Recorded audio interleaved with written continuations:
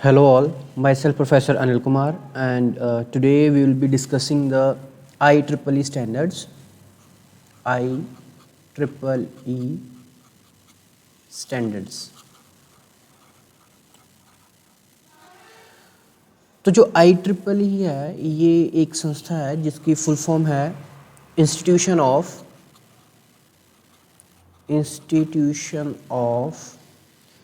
Electrical and electronic engineers. तो IEEE एक जो है इंस्टीट्यूशन है जिसने लैन के लिए बहुत सारे स्टैंडर्ड्स जो है डेवलप किए। स्टैंडर्ड्स मतलब उन्होंने कुछ रूल्स बनाए हैं जिनको फॉलो करके हम लैन के ऊपर कम्युनिकेट कर सकते हैं। तो इन स्टैंडर्ड्स को हम कलेक्टिवली बोलते हैं IEEE। मतलब इन बहुत सारे स्टैंडर्ड्स हैं, इन सभी का जो नाम एक कॉमन सा नाम रखा गया है वो रखा गया है IEEE 802 और प्रोजेक्ट 802। ठीक है, तो ये जो स्टैंडर्ड्स इन्होंने बना रखे हैं ये आपकी मेनली काम करते हैं डाटा लिंक लेयर पे। ठीक है, अब डाटा लिंक पे ये काम करते हैं। ये फिजिकल लेयर, हर फिजिकल लेयर या मैक सब लेयर जो कि डाटा लिंक लेयर का एक पार्ट है, उसके लिए ये स्टैंडर्ड डिफरेंट तरीके से जो है बिहेव करते हैं, या कह लो कि इन स्टैंडर्ड्स के रूल्स जो है फिजिकल लेयर पे कुछ और चलते हैं और मैक सब लेयर के लिए इनकी कुछ फंक्शनिंग जो डिफरेंट होती है। ठीक है, पर ये सारे के सारे जो स्टैंडर्ड्स हैं ये हर तरह की डाटा लिंक लेयर के साथ कंपैटिबल है। ठीक है, सो 802 जो आपका प्रोजेक्ट है यानी कि IEEE 802 प्रोजेक्ट है, ये भी आपका डाटा लिंक लेयर को जो है दो सब लेयर्स में डिवाइड करता है, जैसे हमने पहले स्टडी किया था, logical link layer and MAC sub layer. ठीक है, मैक मतलब मीडियम असेस कंट्रोल। तो जो 802 आपका स्टैंडर्ड है ये भी आपकी डाटा लिंक लेयर को दो सब लेयर्स में डिवाइड करके चलता है, लॉजिकल लिंक लेयर और मीडियम असेस कंट्रोल लेयर। ठीक है, तो अब ये दोनों लेयर्स का काम क्या है, हमने जैसे पहले स्टडी किया था कि जो आपका डाटा लिंक लेयर है इसके मेनली जो तीन काम होते हैं, फ्रेमिंग, एरर कंट्रोल और फ्लो कंट्रोल। तो ये तीन काम हैं बेसिकली आपकी डाटा लिंक लेयर के। तो इसमें से जो एरर कंट्रोल है और जो फ्लो कंट्रोल है ये काम तो आपका पूरा का पूरा लॉजिकल लिंक लेयर करती है, और जो आपका फ्रेमिंग है ये दोनों लेयर्स पार्टली करती है। मतलब फ्रेमिंग का कुछ पोर्शन जो है या कुछ काम जो है वो लॉजिकल लिंक लेयर करेगी और कुछ काम जो है वो आपकी media assess control sub layer जो है वो करेगी। ठीक है, तो इट मीन्स जो आपकी लॉजिकल लिंक लेयर है वो आपको एक single data link protocol provide करती है। मतलब सिंगल डेटा लिंक प्रोटोकॉल, ये लॉजिकल लिंक लेयर आपको सिंगल डाटा लिंक प्रोटोकॉल एक सपोर्ट करती है, जिसके कारण आप अलग अलग लैन्स को आपस में इंटरकनेक्ट कर सकते हो, उसकी इंटरकनेक्टिविटी आपस में बन जाती है। ठीक है, पर जो आपका मीडियम असेस कंट्रोल है ये आपके डिफरेंट प्रोटोकॉल्स जो है वो सपोर्ट करता है, या कह लो कि डिफरेंट प्रोटोकॉल्स को फॉलो करता है। ठीक है, तो अब हम देखेंगे IEEE स्टैंडर्ड्स। फिलहाल हमने IEEE स्टैंडर्ड्स की जो है इंट्रोडक्शन कर लिया है कि IEEE स्टैंडर्ड्स जो है, IEEE की पहले फुल फॉर्म है ये एक इंस्टीट्यूशन है जो अलग अलग स्टैंडर्ड्स बनाती है लैन के लिए। जो इन्होंने स्टैंडर्ड्स बनाए उनको कलेक्टिवली हम बोलते हैं IEEE 802। जो ये स्टैंडर्ड्स बनाएगी हैं ये आपके फिजिकल लेयर और मैक सब लेयर के लिए डिफरेंट हो सकते हैं। मतलब ये स्टैंडर्ड्स इन दोनों पे एप्लीकेबल होंगे, पर डाटा लिंक लेयर जो है ये इसके साथ कंपैटिबल है। मतलब कोई भी डाटा लिंक लेयर जो है IEEE स्टैंडर्ड्स को सपोर्ट करती है। और डाटा लिंक लेयर को फर्दर 802 जो प्रोजेक्ट है वो दो पार्ट्स में मान के चलता है, लॉजिकल लिंक लेयर और मीडिया असेस कंट्रोल लेयर, जिसमें से जो लॉजिकल लिंक लेयर है ये एक सिंगल डाटा प्रोटोकॉल को सपोर्ट करती है और इसी के कारण ये इंटरकनेक्टिविटी प्रोवाइड करती है डिफरेंट लैन्स में। और जो लॉजिकल लिंक लेयर है ये आपकी रिस्पॉन्सिबल है for error control and flow control, while both these layers are responsible for doing framing. ठीक है। जो आपकी मीडियम एक्सेस कंट्रोल लेयर है वो आपको डिफरेंट प्रोटोकॉल्स जो है सपोर्ट करती है, ठीक है। अब हमने इसमें क्या स्टडी करना है, मेनली स्टैंडर्ड्स, ठीक है। तो जो IEEE के स्टैंडर्ड्स हैं वो टोटल हमारे पास 11 स्टैंडर्ड्स हैं। इनकी नंबरिंग ऐसे शुरू होती है, स्टैंडर्ड नंबर 802.1, ठीक है, उसके बाद 2, देन 3, 4 अप टिल ये 11 तक चलता है। 5, 6, 7, 8, 9, 10 एंड 11, ठीक है। ये सारे 802.1, 802.3 ऐसे करके ये 11 तक आपके होते हैं, ठीक है। अब इनके हर एक स्टैंडर्ड के अपने अपने नाम है या इनके अपने अपने काम हैं, तो हम वो पहले नाम पढ़ लेते हैं इनके क्या है। तो 802.1 जो है इसका नाम है network management and internetworking, network management and inter networking. अब जो 802 है इसका जो नाम है वो है लॉजिकल लिंक कंट्रोल, ठीक है। 802.3 का नाम है ईथरनेट, मतलब इस स्टैंडर्ड को हम क्या बोलते हैं, ईथरनेट। उसके बाद जो 4th है इसको हम बोलते हैं टोकन बस। जो 5th है इसको हम बोलते हैं टोकन रिंग। मतलब आप ऐसा समझ सकते हो कि ये कोड्स हैं, इन कोड को एक जनरल नाम दे रखे हैं कि 802.3 का मतलब क्या है, ईथरनेट। 4 का मतलब टोकन बस है, 802.5 का मतलब टोकन रिंग है, 6 का मतलब है आपका DQDB, डिस्ट्रीब्यूटेड क्यू ड्यूअल बस, डिस्ट्रीब्यूटेड क्यू ड्यूअल बस, ठीक है। इसी तरह आपका 7th का है band pass technical advisory group, band pass technical advisory group. और 8th का है आपका fibre optic technical advisory group, ठीक है। उसके बाद जो 9 है ये जो स्टैंडर्ड है इसका नाम रखा गया है integrated data and voice network, integrated data and voice network. उसके बाद जो 10 नंबर है ये है आपका सिक्योरिटी वर्किंग ग्रुप। और जो 11th है ये है आपका वायरलेस लैन, ठीक है। तो ये अलग अलग नाम रखे हुए हैं इन्होंने। ये जो हमने ग्रुप की बात की थी कि प्रोजेक्ट 802 ने के टोटल 11 पार्टीशंस हैं, या आप कह सकते हो 11 तरह के स्टैंडर्ड्स हैं। तो हर स्टैंडर्ड का इन्होंने नाम रख दिया। स्टैंडर्ड मतलब इसमें कुछ सेट ऑफ रूल्स होंगे, मतलब ये कैसे काम करता है, ये इसमें क्या चीज़ें यूज़ होती हैं, वो हर एक की डिटेल अलग अलग है। तो इसमें से हम जो है आपके सिलेबस के अकॉर्डिंग कुछ जो आपके हैं वो डिस्कस करेंगे। जैसे है आपका ईथरनेट, टोकन बस, टोकन रिंग, DQDB। तो ये जो है ये हम इनको डिस्कस डिटेल में करेंगे। इसके अलावा आपका जो वायरलेस लैन है, ये आपने जो आप ब्लूटूथ या आप वाईफाई वगैरह यूज़ करते हो तो उसमें ये वाले स्टैंडर्ड्स जो हैं ये अप्लाई होते हैं, ठीक है। तो अभी हम जो है डिटेल में बात करते हैं पहले ईथरनेट की, 802.3 की। 802.3 यानी कि ईथरनेट, कि ईथरनेट स्टैंडर्ड में क्या क्या चीज़ें हैं, ठीक है। सो ईथरनेट को यूज़ मतलब ये स्टैंडर्ड कब हम यूज़ करते हैं, जब हमने मल्टीपल एक्सेस नेटवर्क बनाना होता है। मल्टी एक्सेस मतलब बहुत सारे डिवाइसेस आप जो है इसमें कनेक्ट कर सकते हो ओवर अ कॉमन लिंक, मतलब एक कॉमन लिंक होगा और उसके ऊपर आप बहुत सारी जो डिवाइसेस हैं उनको आप कनेक्ट कर सकते हो, तो उसे हम बोल देते हैं ईथरनेट। जो ईथरनेट है वो सारा का सारा एक प्रोटोकॉल के बेस पे ये असेस करता है। इस प्रोटोकॉल का नाम क्या है, 1P, जिसको हम परसिस्टेंट बोलते हैं, CSMA/CD।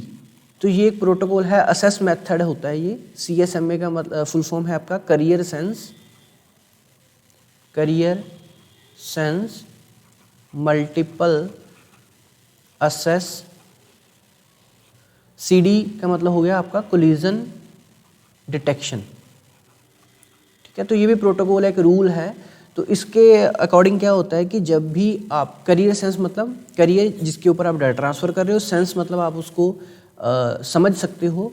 तो जब भी कोई डिवाइस, मान लीजिए ये आपकी कोई वायर कनेक्टेड है, इसमें आपका ये कंप्यूटर एक अटैच है, इसमें ये दूसरा कंप्यूटर अटैच है, इसी में कोई आपका तीसरा कंप्यूटर अटैच है या आपका डिवाइस अटैच है, इसमें कोई फोर्थ अटैच है। तो ये वायर तो कॉमन है जिसके ऊपर आप जो डाटा वो ट्रांसफ़र कर रहे हो। तो इस वायर को हम बोल देते हैं करियर सेंस। अगर हर कंप्यूटर ये चेक कर सकता है कि इस कैरियर के ऊपर कोई और बंदा जो है वो डाटा ट्रांसफ़र कर रहा है या नहीं कर रहा है, तो उस एबिलिटी को हम बोल देते हैं सेंस, कि आप उसको समझ सकते हो, देख सकते हो। उसके बाद मल्टीपल असेस मतलब बहुत सारे बंदे जो हैं इसी वायर को यूज़ करके आपका डाटा इधर उधर भेज सकते हैं। कोलिजन डिटेक्शन मतलब अगर एक ने डाटा भेज दिया और दूसरे ने भी उल्टी साइड से डाटा भेज दिया और डाटा आपस में टकरा गए, तो उसको हम बोलते हैं कोलिजन। ठीक है, तो इसमें होता क्या है कि जब भी कोई स्टेशन, जब भी कोई कंप्यूटर आपका ट्रांसमिट करने की कोशिश करता है, तो वो पहले कैरियर को सेंस करता है कि क्या आपका चैनल या आपकी जो वायर है वो आइडल है या बिजी है। आइडल मतलब उसमें कोई डाटा ट्रांसफ़र नहीं हो रहा, और बिजी मतलब उसमें डाटा ट्रांसफ़र हो रहा है। तो अगर उसको लगता है कि ये फ्री है तभी वो डाटा सेंड करेगा, और उसको लग रहा है कि ये कैरियर पे कोई और ऑलरेडी कोई बंदा जो है डाटा ट्रांसफ़र कर रहा है, तो वो डाटा ट्रांसफ़र नहीं करेगा।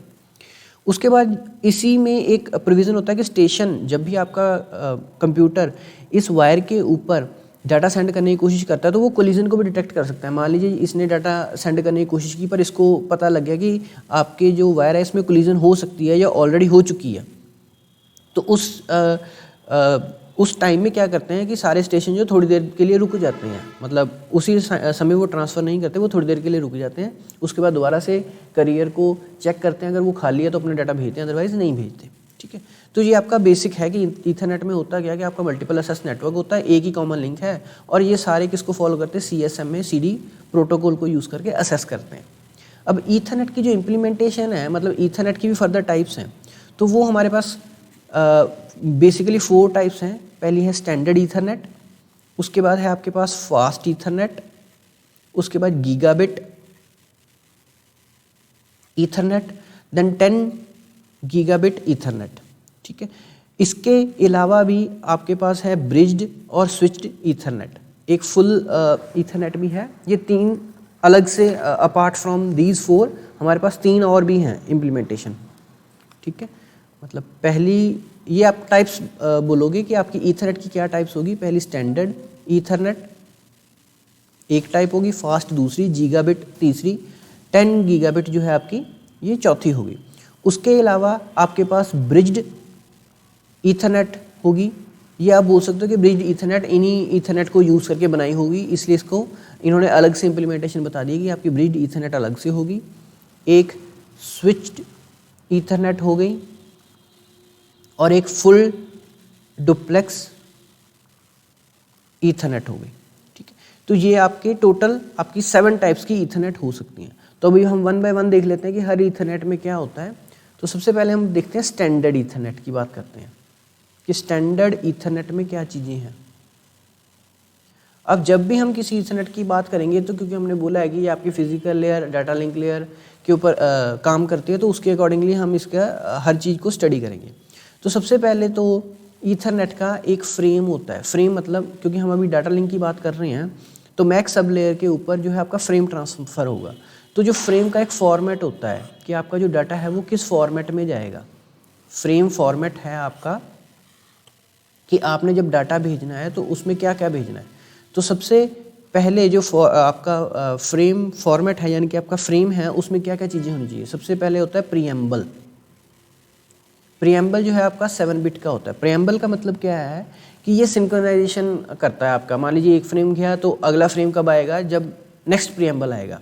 तो मतलब प्रीएम्बल टू प्रीएम्बल हम सिंक्रोनाइज कर देते हैं। जैसे आप बोल दीजिए कि ये स्टार्टिंग चीज़ है, कि इसको देख के पता लगता है कि हमारा नया फ्रेम आ चुका है, तो प्रीएम्बल है। उसके बाद एक आपके पास वैल्यू होती है SFD, जिसको हम बोलते हैं स्टार्ट फ्रेम डेलीमीटर। ये एक फिक्स इसकी बिट्स होती हैं 10101011। तो ये भी आपका 1 बाइट का हो गया। तो SFD मतलब क्या है, स्टार्ट फ्रेम डेलीमीटर, यानी कि यहाँ से पता चल जाता है। ये प्रीएम्बल मतलब आप कह सकते हो कि आपका सिंक्रोनाइजेशन के लिए यूज़ होता है। स्टार्ट फ्रेम डेलीमीटर ये बताता है कि आपका फ्रेम अब स्टार्ट हो चुका है।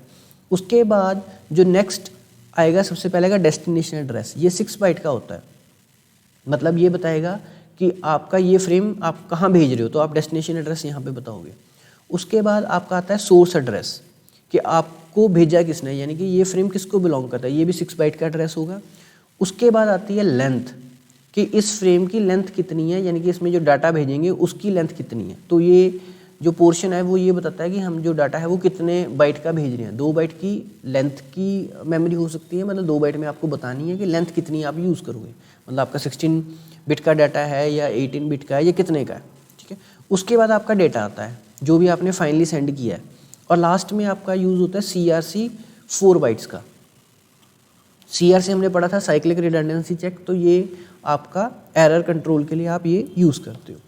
तो स्टैंडर्ड ईथरनेट जो प्रोटोकॉल है, या जो आप बोल सकते हो कि ये स्टैंडर्ड है, तो इसमें हम सबसे पहले क्या आप देखते हैं कि आपका फ्रेम फॉर्मेट क्या है, कौन सी फ्रेम फॉर्मेट आप यूज़ कर रहे हो। उसके बाद आपका आता है एड्रेसिंग स्कीम, कि आपने एड्रेस किस तरह का यूज़ करना है। तो आप स्टैंडर्ड ईथरनेट में जो है आप NIC एड्रेस को यूज़ करते हो, इसको हम ईथरनेट एड्रेस भी बोलते हैं, इसी को हम फिजिकल एड्रेस भी बोलते हैं, ठीक है। तो आप स्टैंडर्ड ईथरनेट में हमेशा आपकी NIC एड्रेस या ईथरनेट एड्रेस या फिजिकल एड्रेस एक ही बात है, आप इसको यूज़ करते हो। इस एड्रेस की जो लेंथ होती है वो 6 बाइट या 48 बिट्स होती है, ठीक है। ये एक हमेशा हेक्साडेसिमल कोड होता है जिसे आप यूज़ करते हो, ठीक है। यानी कि जो आपका सोर्स एड्रेस या डेस्टिनेशन एड्रेस होगा that will be in the form of NIC और ईथरनेट एड्रेसेस, और वो 6 बाइट का होगा या 48 बिट्स का होगा, और ये हेक्साडेसिमल नोटेशन में आपका लिखा होगा, ठीक है। जो आपके एड्रेस होते हैं वो आपके ईथरनेट में 2 तरह के हो सकते हैं, यूनिकास्ट एड्रेस या मल्टीकास्ट एड्रेस। यूनिकास्ट एड्रेस यानी कि ये होगा सोर्स का नॉर्मली, यूनिकास्ट मतलब जो एक ही जगह से आया हुआ है, तो जो सोर्स है वो तो हमेशा एक ही होगा, तो इसलिए सोर्स का जो एड्रेस होगा वो हमेशा यूनिकास्ट होगा। पर जो डेस्टिनेशन है, मतलब जहाँ पे आप वो फ्रेम भेजना चाहते हो, वो यूनिकास्ट भी हो सकते हैं, मल्टीकास्ट भी हो सकते हैं। यानी कि वो सेम फ्रेम आप एक बंदे को भी भेज सकते हो या एक से ज़्यादा डिवाइसेस को भी भेज सकते हो। तो अगर आप एक डिवाइस को भेजते हो तो उसको हम बोलते हैं यूनिकास्ट, अगर एक से ज़्यादा डिवाइसेस को आप भेजते हो तो उसको बोलते हैं मल्टीकास्ट। तो किसी एड्रेस को देख के कैसे पता चलता है कि वो यूनिकास्ट है या मल्टीकास्ट है, तो वो पता चलता है उसकी फर्स्ट बाइट की लीस्ट सिग्निफिकेंट बिट के साथ। आप क्या करोगे, आपने जैसे हमने यहाँ पे बात की हमारे पास 6 बाइट का एड्रेस होगा, तो आपने फर्स्ट बाइट की लीस्ट सिग्निफिकेंट जो बिट है वो चेक करनी है। अगर तो उसकी वैल्यू है 0 तो इसका मतलब आप यूनिकास्ट एड्रेस को यूज़ कर रहे हो, तो अगर इसकी वैल्यू है 1 तो इट मीन्स आप मल्टीकास्ट एड्रेस को जो है वो यूज़ करना चाहते हो, ठीक है। ये होगी आपकी एड्रेसिंग। उसके बाद आता है असेस मेथड। अब असेस मेथड जो है सारे ईथरनेट में हमने पहले ही पढ़ लिया कि इसमें जो असेस मेथड है वो CSM में CD ही यूज़ होगा। CSM में मतलब career sense multiple assess collision detection, तो जिसको हमने पहले एक्सप्लेन कर दिया वही चीज़ यहाँ पे यूज़ होगी स्टैंडर्ड ईथरनेट में। उसके बाद आपका आता है इनकोडिंग डिकोडिंग। इनकोडिंग डिकोडिंग की जो ज़रूरत है, इनकोडिंग डिकोडिंग जो है वो आप यूज़ करोगे।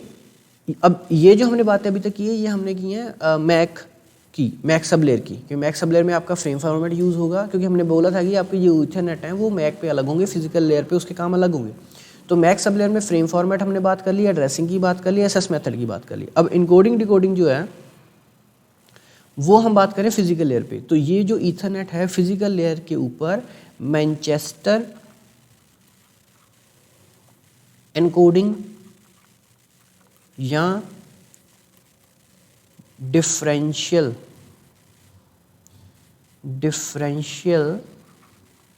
मैनचेस्टर इनकोडिंग, ये 2 तरह की इनकोडिंग को यूज़ करके जो डाटा है वो ट्रांसफ़र करेगा, ठीक है, स्टैंडर्ड ईथरनेट के केस में। अब जो लास्ट आता है इसमें आती है केबलिंग, ठीक है। अब ये 2 जो पोर्शन है ये फिजिकल लेयर के ऊपर काम कर रहे हैं, और ये जो हमने पहले वाला पढ़ा है ये आपका मैक सब लेयर के अकॉर्डिंग काम कर रहा है। मतलब मैक सब लेयर के अगर स्टैंडर्ड ईथरनेट यूज़ करते हो तो मैक सब लेयर पे ये वाली चीज़ें एप्लीकेबल होंगी और फिजिकल लेयर पे ये वाली चीज़ें एप्लीकेबल होंगी। अब उसके बाद आती है केबलिंग। तो केबलिंग में क्या होता है कि इसमें अलग अलग केबल्स आपके पास प्रोवाइड होती हैं, तो हर एक के कुछ कुछ फीचर्स हैं, तो उसकी मैं जो समरी सी आपको एक्सप्लेन कर देता हूँ। तो सबसे पहले इसमें यूज़ होती है एक 10⁻5 के नाम से केबल, ठीक है। अब इसमें इसको थिक कोएक्स भी बोलते हैं या थिक नेट भी बोलते हैं, ठीक है। इसमें कोएक्स केबल का जो यूज़ होगा, ठीक है। ये आपके आगे केबल का नाम कि आप कौन सी केबल यूज़ कर रहे हो, आप तो थिक कोएक्स आप यूज़ करोगे। उसके बाद जो आपकी मैक्स सेगमेंट है, सेगमेंट मतलब इसके हिस्से कितने कर सकते हो, कितने हिस्से आप जोड़ सकते हो। तो जो मैक्सिमम सेगमेंट की लेंथ है, पहले तो आपकी वो फिक्स है कि आपकी एक सेगमेंट यानी कि एक हिस्सा जो है वो 500 मीटर का हो सकता है, और हर सेगमेंट में जो नोड्स हैं, मतलब कितने आप उसमें कंप्यूटर्स या नोड्स अटैच कर सकते हो, 100। टोटल इसमें जो सेगमेंट्स होती हैं वो 5 होती हैं, मैक्सिमम 5 तक की आप सेगमेंट्स जो है इसमें अटैच कर सकते हो। अब जो आपके नोड्स हैं वो किस टपोलॉजी को यूज़ करके आपस में अटैच हो सकती हैं, वो टपोलॉजी है आपकी बस, ठीक है। आपका केबल जो डायमीटर है वो आपका 10 मीटर का आपका 10 आपका माइक्रोमीटर जो है डायमीटर हो सकता है, और जो असेस मेथड है वो सभी का सेम रहेगा यहाँ पे CSM में CD जो हम पढ़ते आ रहे हैं, ठीक है। अब ये 10⁻F5 है, आपको यहाँ पे ध्यान का रखना है, आपने सिर्फ यही बताना था कि 10⁻5 आप यूज़ करोगे, थिक कोएक्स है, इसमें केबल यूज़ होगी, इतने इसका सेगमेंट लेंथ होगा, इतनी नोड्स इसमें लग सकती हैं। टपोलॉजी हम बस यूज़ करेंगे, ये इसकी लेंथ है, ठीक है। अब इसमें मेनली जो कनेक्टिविटी के लिए चीज़ें यूज़ होती हैं वो होती हैं ट्रांसीवर्स। अब ट्रांसीवर्स जो वर्ड है ये बना है ट्रांसमीटर और रिसीवर के साथ, दोनों को जोड़ के हम बोल देते हैं ट्रांसीवर्स। तो जो ट्रांसीवर्स हैं ये वेम्पायर टैप को यूज़ करेंगे। वेम्पायर मतलब आपकी ऐसे एक वायर सी बनी हुई है, इसमें ये ऐसे वेम्पायर सी एक पिन सी बनी है, इस पिन को आप इसके अंदर पंक्चर करके यहाँ तक ये पिन पहुँचा देते हो, तो आपकी जो वायर के साथ है इसका कनेक्शन बन जाता है, ठीक है। तो इसे हम बोलते हैं वेम्पायर। तो जो आपका 10⁻5 है इसमें हम ट्रांसीवर्स यानी कि किसको बोला गया है, ये वाली केबल्स को बोला गया है, ये जो लाइंस हैं इनको बोला गया ट्रांसीवर्स। ये लाइंस जो हैं हम इसको थोड़ा चेंज कर लेते हैं, ये हम बोल देते हैं इसको वेम्पायर, ठीक है, टैप, और यहाँ पे कंप्यूटर लगा देते हैं, और ये कंप्यूटर के साथ जो वायर आएगी इसको हम ट्रांसीवर वायर्स बोल देते हैं, और ये कंप्यूटर आपके ट्रांसीवर्स बन गए, मतलब ये ट्रांसमिट भी कर सकते हैं और रिसीव भी कर सकते हैं। तो ट्रांसीवर्स जो है, ट्रांसीवर्स वायर्स के थ्रू वेम्पायर को कनेक्ट करेंगे, और वेम्पायर फाइनली आपकी मेन जो केबल है उसके साथ आपका कनेक्शन प्रोवाइड करेगा, ठीक है। तो आपका ट्रांसीवर्स जो है वो आपका ट्रांसमिट भी कर सकता है, रिसीव भी कर सकता है, कोलिजन डिटेक्शन भी कर सकता है, और आपका सेंडिंग और रिसीविंग जो पाथ है वो डिफरेंट आपके हो सकते हैं। उसके बाद जो आपकी दूसरी तरह की केबल है उसको हम बोलते हैं 10⁻2, ठीक है। 10⁻2 को आप थिन कोएक्स, मतलब आपकी जो कोएक्स की विड्थ है वो आपकी कम हो जाएगी, ठीक है, डायमीटर जो है उसका कम हो जाएगा।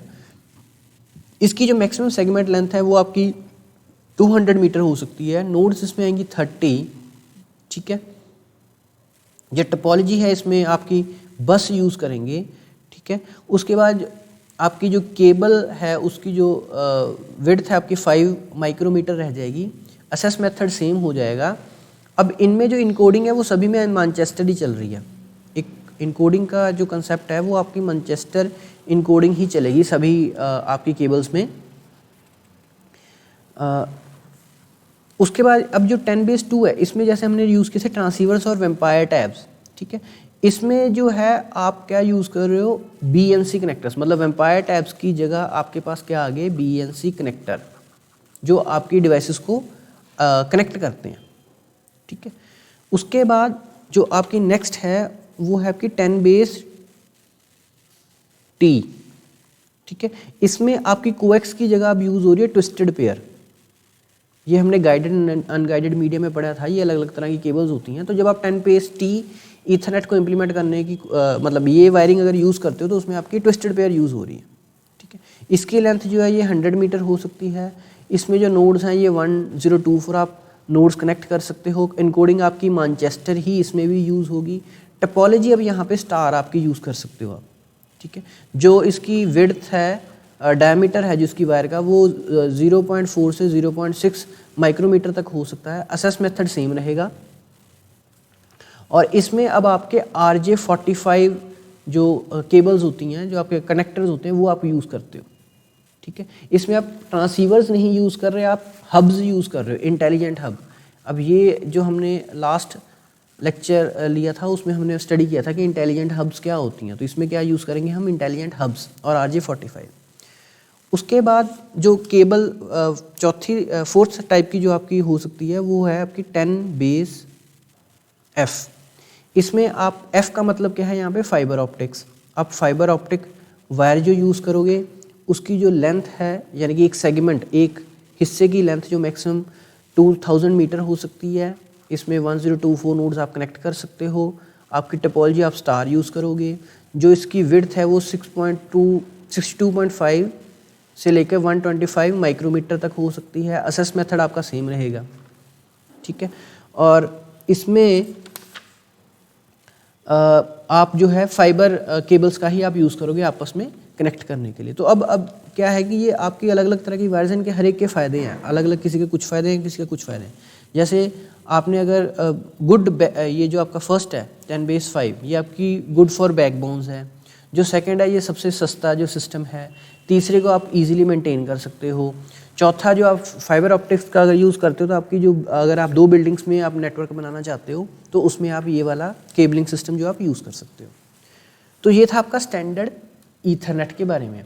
अब on the same lines we will study fast ethernet. ठीक है, अब फास्ट ईथरनेट में देखिए सेम हम पिछला से देखेंगे, पहले जो फ्रेम फॉर्मेट है। ठीक है, अब फास्ट ईथरनेट में क्या फ़र्क है, वैसे आपकी जो स्पीड है वो 100 Mbps की है। ठीक है, जो आपकी स्टैंडर्ड में थी वो थी 10 Mbps। जो आपकी स्टैंडर्ड में थी, यहाँ पे हमने लिखा नहीं है, इसको लिख देते हैं, यहाँ पे थी इसकी स्पीड 10 Mbps तक की स्पीड अगर आपने यूज़ करी तो आप स्टैंडर्ड ईथरनेट यूज़ कर सकते हो।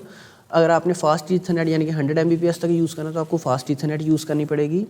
अब फास्ट ईथरनेट में क्या है, आप देखिए सबसे पहले जो फ्रेम है वो सेम रहेगा जैसा आपका स्टैंडर्ड में था। ठीक है, फ्रेम फॉर्मेट जो है वो सेम रहेगा, मैं इसको दोबारा ड्रॉ नहीं कर रहा, ये सेम रहेगा।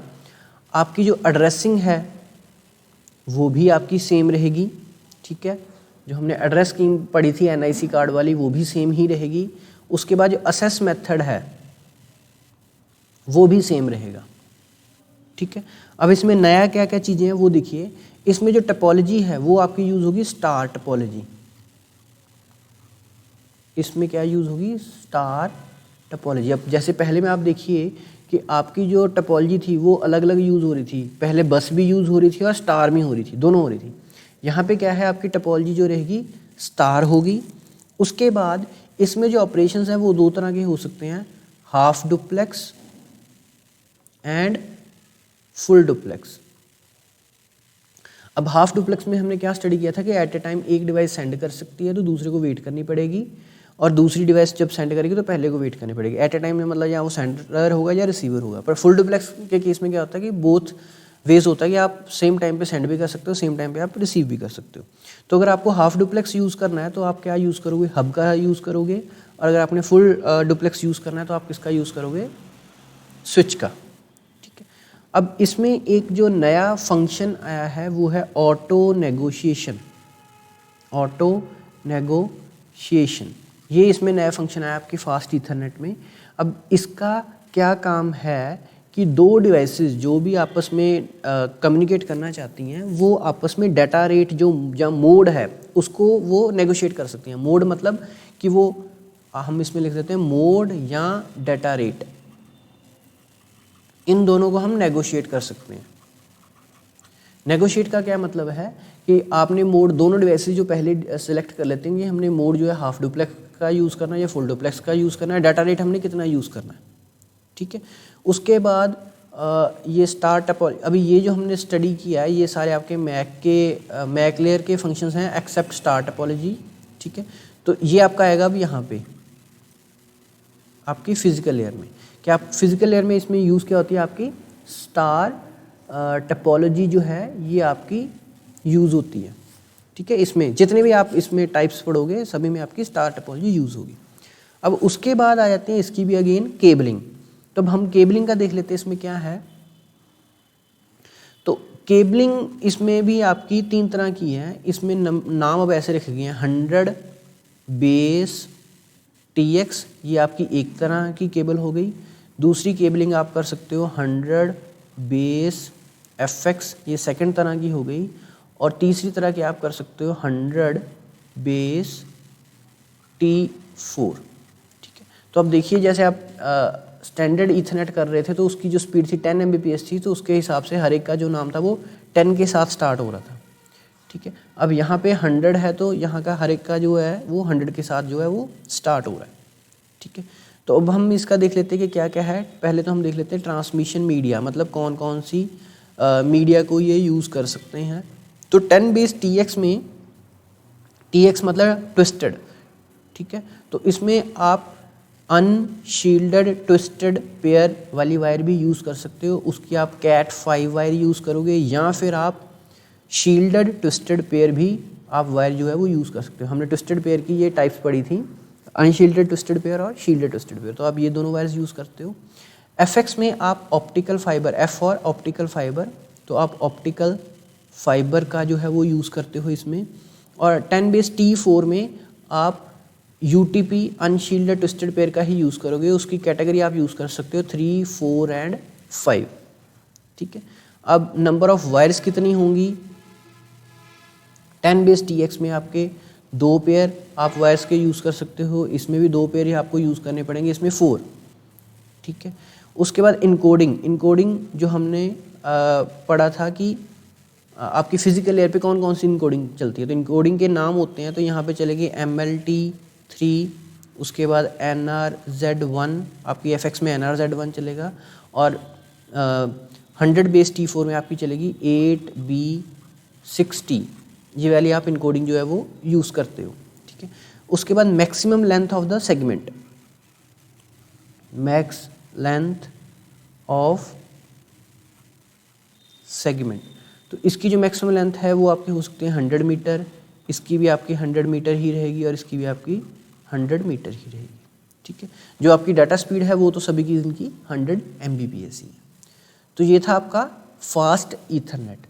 अब अगला जो है वो आएगी आपकी गीगाबिट ईथरनेट, गीगाबिट ईथरनेट। तो यानी कि इसकी स्पीड कितनी हो जाएगी, 1 Gbps, Mbps नहीं, अब 1 Gbps है। तो अब इसमें भी हम देख लेते हैं कि हमारा तकरीबन सेम रहेगा। फ्रेम्स जो हैं वो, फ्रेम का फॉर्मेट जो है वो सेम रहेगा, फ्रेम सेम रहेगा, ठीक है। उसके बाद जो एड्रेसिंग है वो भी सेम रहेगी, ठीक है। उसके बाद जो आपका इसमें हमने जो फास्ट ईथरनेट में पढ़ा है, असेस मेथड भी आपका सेम रहेगा, ठीक है।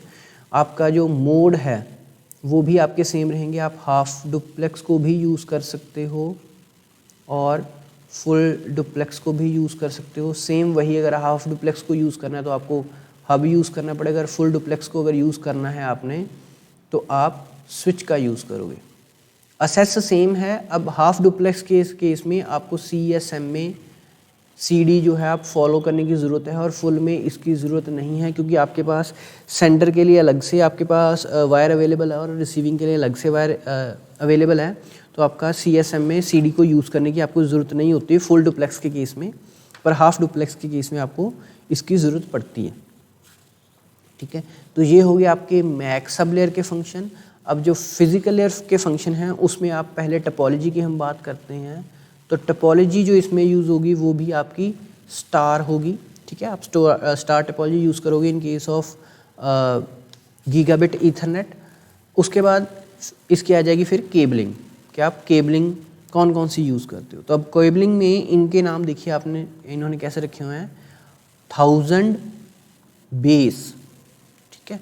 अब 1000 क्या रिप्रेजेंट कर रहा है आपके, 1000 Mbps, तो इसलिए इसका जो नाम है वो रखा हुआ है इन्होंने 1000। उसके बाद बेस SX, ठीक है, 1000 बेस LX, ये आपकी दूसरी तरह की वायरिंग हो सकती है। तीसरी तरह की हो सकती है 1000 बेस CX, और लास्ट जो टाइप है इसकी है 1000 बेस T, ठीक है। अब जो ट्रांसमिशन मीडिया कौन कौन से हम यूज़ करेंगे, अब नाम से ही हमें थोड़ा सा आइडिया लगता जाता है। तो इसमें क्या है आपका ऑप्टिकल फाइबर, ऑप्टिकल फाइबर, इनसे भी पहले हम इनका जो है सिग्नल स्टडी कर लेते हैं ताकि हमें ये थोड़ा सा समझने में आसानी हो। तो इसमें सिग्नल कौन कौन से पास हो रहे हैं, जब ये SX आएगा तो SX मतलब क्या है, शॉर्ट वेव लेज़र, मतलब ये टाइप है जिसके थ्रू आप सिग्नल भेजोगे, लेज़र सिग्नल आपके जाएंगे पर वो शॉर्ट वेव होगी, ठीक है, उसकी वेवलेंथ शॉर्ट होगी। उसके बाद लॉन्ग वेव लेज़र आप यूज़ करोगे LX के केस में, ठीक है। CX के केस में आप इलेक्ट्रिकल सिग्नल जो है वो पास करोगे, और T के केस में भी आप इलेक्ट्रिकल सिग्नल पास करोगे। अब इसके बेसिस पे देखते हैं, तो जब आप लेज़र यूज़ करो तो आप ऑप्टिकल फाइबर यूज़ करोगे, यहाँ पे भी लेज़र यूज़ हो रही है इसलिए आप ऑप्टिकल फाइबर ही यूज़ करोगे। अब यहाँ पे इलेक्ट्रिकल सिग्नल है तो इसलिए आपका STP आएगा, शील्डेड ट्विस्टेड पेयर आएगा यहाँ पे, और लास्ट वाले में आपका अनशील्डेड ट्विस्टेड पेयर, आप ये वाली वायर्स जो है वो यूज़ करोगे। अब जो वायर्स के पेयर हैं, यहाँ पे भी 2 पेयर्स चलेंगे, यहाँ पे भी 2, यहाँ पे भी 2 और यहाँ पे 4, ठीक है। उसके बाद जो इनकोडिंग स्कीम, मतलब आप कौन सी इनकोडिंग को यूज़ करोगे, तो वो आपकी है NRZ, सभी में NRZ है एक्सेप्ट लास्ट वन, यहाँ पे भी NRZ, यहाँ पे भी NRZ, ये भी NRZ, और जो T वाली है उसमें आपको आएगी 4D PAM5, ठीक है। अब जो मैक्सिमम लेंथ है, मैक्सिमम लेंथ यानी कि आपके सेगमेंट की कितनी लेंथ हो सकती है, तो इसकी होगी 550 मीटर, इसकी भी आपकी 550 मीटर ही होगी, इसमें 25 मीटर होगी, और लास्ट वाले में आपकी 100 मीटर इसकी जो max length of the segment आएगा, ठीक है। अब जो इसकी नेक्स्ट टाइप है वो है आपकी 10 गीगाबिट, 10 गीगाबिट ईथरनेट, तो यानी कि इसकी स्पीड कितनी होगी 10 Gbps, Gbps। अब इसमें भी हम सेम देखेंगे, फ्रेम जो है वो सेम होगा, ठीक है। एड्रेसिंग जो है, एड्रेसिंग स्कीम वो भी सेम होगी, ठीक है। और इसमें भी आपका जो मोड्स होंगे वो 2 ही होंगे, हाफ और सॉरी, इसमें क्या है आपका मोड एक ही रहता है, इसमें आपका मोड हमेशा रहता है फुल, इसमें फुल डुप्लेक्स मोड हमेशा ही रहता है। इट मीन्स यहाँ पे CSM में CD की ज़रूरत जो है हमें नहीं है, ठीक है। अब इसमें एक चीज़ लिखी हुई है स्पेशल के it allows interconnection of existing lens. आप एग्जिस्टिंग लैन को मैन या वैन के साथ अगर आपको कनेक्ट करना है तो आप 10 गीगाबिट ईथरनेट का फॉलो करोगे, आप इसका यूज़ कर सकते हो, ठीक है। अब इसके लिए जो सीधी इन्होंने केबलिंग दे रखी है उनका नाम इन्होंने लिख रखा है 10G, ठीक है। 10G मतलब 10 गीगाबिट बेस S, ठीक है। S का मतलब वही आपकी थी जो हमने पहले पढ़ा है, शॉर्ट वेव, ठीक है। उसके बाद इसकी जो वायर जो ये यूज़ करता है वो ये ऑप्टिकल फाइबर ही यूज़ करेगा, ठीक है। मैक्सिमम लेंथ जो सेगमेंट की हो सकती है वो हो सकती है 300 मीटर। जो सेकंड इसकी टाइप है वो है 10G बेस L, ठीक है। L मतलब long wave, long wave signal इसमें जाएंगे, लॉन्ग वेव लेज़र सिग्नल जाएंगे, और इसमें भी हम ऑप्टिकल फाइबर का ही यूज़ करेंगे, पर इसकी जो सेगमेंट की लेंथ है वो आप देखिए 10 किलोमीटर तक हो सकती है, ठीक है। उसके बाद आपका आता है 10G बेस E, ठीक है। इसको हम बोलते हैं एक्सटेंडेड, यहाँ पे E का मतलब क्या है, एक्सटेंडेड, ठीक है। तो इसमें भी हम फाइबर ऑप्टिक्स का ही यूज़ करते हैं, और इसकी जो लेंथ है वो आपकी 40 किलोमीटर तक जा सकती है। अब ये तो आपकी थी basic type, standard Ethernet, fast ethernet, उसके बाद आपकी गीगाबिट ईथरनेट और 10 गीगाबिट ईथरनेट। इसके अलावा जो अदर इम्प्लीमेंटेशन हमने पढ़ी थी उसका हम देख लेते हैं। एक थी आपकी ब्रिज्ड ईथरनेट, ठीक है। तो ब्रिज्ड ईथरनेट का क्या मतलब है कि आपके पास 2 अलग अलग डोमेन्स हैं, 2 अलग अलग आपके पास नेटवर्क हैं, उसको आप ब्रिज के साथ अगर कनेक्ट कर देते हो, अगर आप सेंटर में यहाँ पे ब्रिज लगा के उन दो लैंस को कनेक्ट कर देते हो, उन दो ईथरनेट को कनेक्ट कर देते हो, तो उनको हम बोलते हैं ब्रिज्ड ईथरनेट।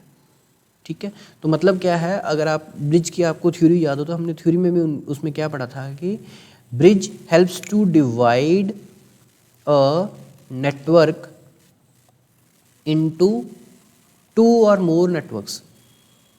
ठीक है, मतलब एक ही नेटवर्क को अगर आपने एक से ज़्यादा नेटवर्क्स में डिवाइड करना है तो आप ब्रिज का यूज़ करते हो। डिवाइड अ नेटवर्क इनटू 2 और मोर नेटवर्क्स, मतलब आपके पास फ़िलहाल एक नेटवर्क है, आप उसी को एक से ज़्यादा में डिवाइड करना चाहते हो या एक से दो आप उसके हिस्से करना चाहते हो, नेटवर्क सेगमेंट्स आप बनाना चाहते हो, तो अगर आप उसमें ब्रिज लगा के दो लैंस को सेपरेट कर देते हो। मान लीजिए ये स्टार्टिंग में लैन 1 था, पर इसको अगर हमने तोड़ दिया तो ये लैन 1 हो गया, मतलब ये एक ही लैन थी पहले, इसको आपने दो हिस्सों में तोड़ दिया अगर, तो इसको हम बोल देते हैं ब्रिज्ड ईथरनेट, क्योंकि हमने with the help of bridge we are managing this ethernet. तो अब इसका फ़ायदा क्या होता है कि आपकी जो बैंडविड्थ है, अब ये जो आपका डोमेन अलग हो जाएगा, यानी कि इसमें जो आपके कंप्यूटर्स अटैच होंगे उनको अलग एक नेटवर्क बन गया। पहले मतलब आप सीधा समझिए कि पहले एक लाइन में टोटल 8 नोड्स थी, अब हर एक नेटवर्क में सिर्फ 4 नोड्स रहेगी, तो इट मीन्स जो उनकी आपस में जो स्पीड है, बैंडविड्थ है, वो आपको बढ़ जाएगी। वही बैंडविड्थ पहले 8 जाने शेयर कर रहे थे, अभी जो है उसको 4 नोड्स जो है वो शेयर करेंगे। उसके बाद आपकी कोलिजन जो है वो भी कम हो जाएगी, क्योंकि पहले 8 devices at a time data send कर रही थी, तो कोलिजन के चांसेस ज़्यादा होंगे, और अभी सीधा आप हाफ आपकी इंप्रूवमेंट ज़्यादा हो गई है, क्योंकि आपका जो लैन है वो आपने हाफ में डिवाइड कर दिया। तो आपके जो डोमेन्स हैं, यानी कि अलग अलग ईथरनेट हैं, तो उसमें कोलिजन के चांसेस भी कम हो जाते हैं और आपकी बैंडविड्थ भी बढ़ जाती है। तो इसे हम बोल देते हैं ब्रिज्ड ईथरनेट। उसके बाद आता है आपका switched Ethernet. Switched Ethernet, switched Ethernet का मतलब सिंपल है कि आपने एक स्विच लगा रखा है, ठीक है, उस स्विच में आपके पास n कनेक्शंस हैं, n पोर्ट्स हैं, आपने एक स्विच लगा रखा है जिसमें n पोर्ट्स हैं, मतलब n उसमें आप कनेक्शंस लगा सकते हो। तो अगर उसमें जितने भी आप कंप्यूटर लगा दोगे तो वो जो सारे कंप्यूटर्स का या जहाँ सारे डोमेन्स का या आपके नोड्स का जो नेटवर्क बनेगा उसको हम बोलते हैं स्विच्ड ईथरनेट। तो सिंपल आपने क्या देखना है कि स्विच्ड ईथरनेट का मतलब क्या है, एक स्विच लगा होता है जिसमें n पोर्ट्स होती हैं। n पोर्ट्स मतलब आप n स्टेशंस या n कंप्यूटर्स या n नोड्स को आप कनेक्ट कर सकते हो। तो ये जो आपकी बैंडविड्थ होगी इस नेटवर्क में वो सारी n स्टेशंस के बीच में जो है आपकी डिस्ट्रीब्यूट हो जाएगी, मतलब सारी बैंडविड्थ को सिर्फ n स्टेशंस ही आपस में यूज़ कर सकते हैं, ठीक है। और उसके बाद ये जो हर स्टेशन है इसका अलग सा डोमेन बन जाएगा, तो आपके कोलिजन के भी उतने डोमेन बन जाएंगे, मतलब हर कनेक्शन का अपना अपना डोमेन बन जाएगा, हर एक का अपना अपना कोलिजन डोमेन बन जाएगा, ठीक है। तो इसे हम बोल देते हैं स्विच्ड ईथरनेट। उसके बाद आती है आपकी full duplex, full duplex Ethernet. Full duplex Ethernet का क्या मतलब है, ये आपकी एक्सटेंशन ही है, मतलब it is an extension of switched, मतलब आप अगर आप स्विच्ड ईथरनेट को एक्सटेंड कर सकते हो तो उसे हम बोल देते हैं फुल डुप्लेक्स ईथरनेट, मतलब स्विच्ड ईथरनेट की एक्सटेंशन ही है आपकी फुल डुप्लेक्स। इसमें फ़र्क क्या है, सारा सेम ही रहेगा, आपका स्विच लगा होगा और इसमें आपके अलग अलग n पोर्ट्स हो गई, ठीक है, जैसे उसमें थी। अब फ़र्क क्या था कि इसमें आपका ये अलग अलग डोमेन बन रहा था और ये सिंगल कम्युनिकेशन चैनल था, मतलब एक ही आपकी सिंगल कम्युनिकेशन वायर थी, ठीक है। तो इसमें आपका हाफ डुप्लेक्स जो था वो इम्प्लीमेंट हुआ था, फुल डुप्लेक्स इसमें इम्प्लीमेंट नहीं हुआ। आपका यहाँ पे क्या होगा कि एक ही डिवाइस जब एक पोर्ट से कनेक्ट करेगी तो उसमें 2 पेयर्स यूज़ होंगे। एक जो कनेक्शन है वो आपका ट्रांसमिट के लिए यूज़ होगा और दूसरा आपका रिसीविंग के लिए यूज़ होगा। तो उस केस में आपका फुल डुप्लेक्सिंग आपकी इम्प्लीमेंट हो गई, आपकी जो कैपेसिटी है वो डबल हो गई, क्योंकि आपके पास 2 वायर्स हो गई हैं, जो भी आपकी कैपेसिटी होगी उसकी सीधी आपकी डबल हो जाएगी। एक सिग्नल आप यूज़ करोगे ट्रांसमिशन के लिए, दूसरा सिग्नल आप करोगे रिसीविंग के लिए।